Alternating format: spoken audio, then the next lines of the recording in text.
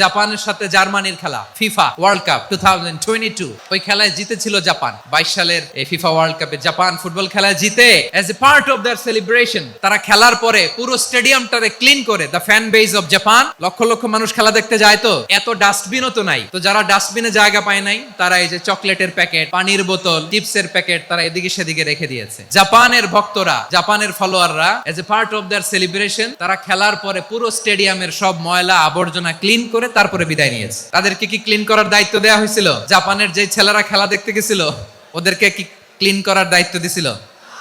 তারা কি স্টেডিয়ামের পরিচ্ছন্নতা কর্মী? তাদের আকল, তাদের সিক্স সেন্স তাদেরকে বলেছে ছোটবেলা থেকে জাপান গভর্নমেন্ট ওদেরকে এত পরিচ্ছন্নতা শেখায়, ক্লিনলিনেস ওয়াননেস ক্যাম্পেইন করায়। ক্লাসে আমি দেখেছি, ক্লাসে নিজের বেঞ্চ নিজে মুছে, ক্লাসের মাঝখানে একটা সময় দেয়, নিজের টেবিল নিজে মুছে, নিজের ক্লাসরুমটা নিজে পরিষ্কার করে, রাস্তাঘাটে একটা ধুলা নাই, ময়লা নাই, একটা টিস্যু নাই।